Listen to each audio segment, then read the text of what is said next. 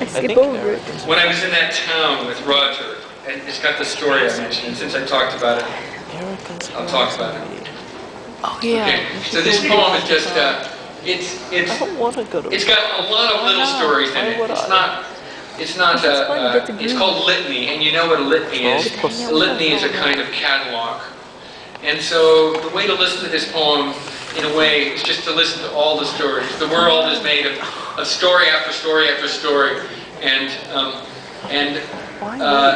there are all kinds of different stories. So it's called Litany. And it's got that story about the boys drinking beer at the end of it. Litany.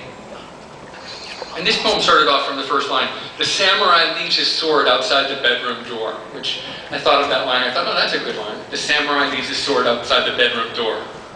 Look, the samurai leaves his sword outside the bedroom door. The violinist raises her violin, and we ignore the way the tired flesh hangs from the chaste, middle-aging arm.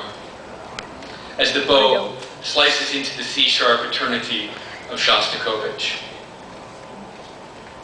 Okay, now I have to say something about it.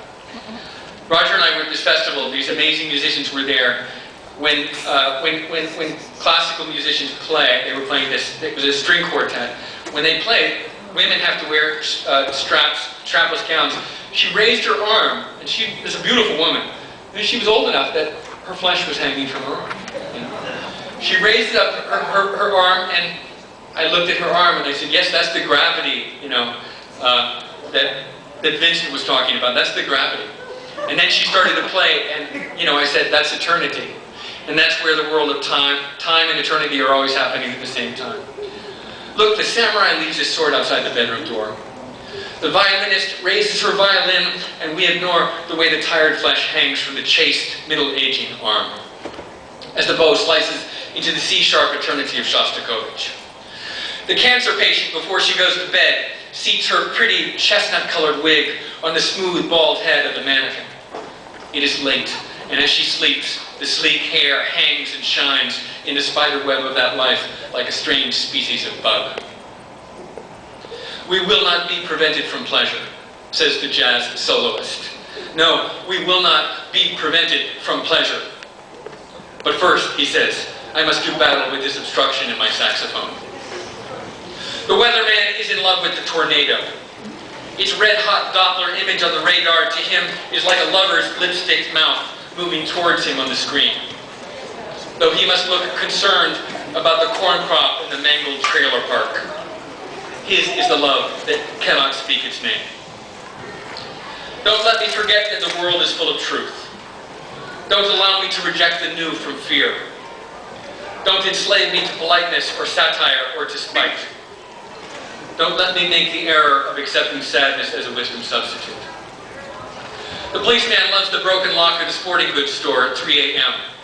Loves taking out his flashlight and his gun and creeping down the trashed out alleyway.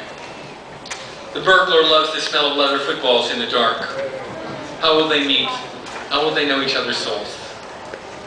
After work, the father sits above the river in his car, watching what the storm blew down. The muddy foam and trash accelerating past, the big, still leafy, ripped-off tops of trees. Inside himself, he feels the hindrance and the ripping free.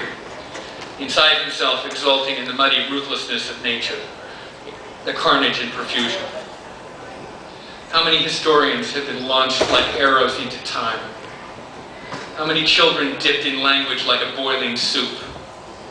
How many kisses applied like creamy bandages?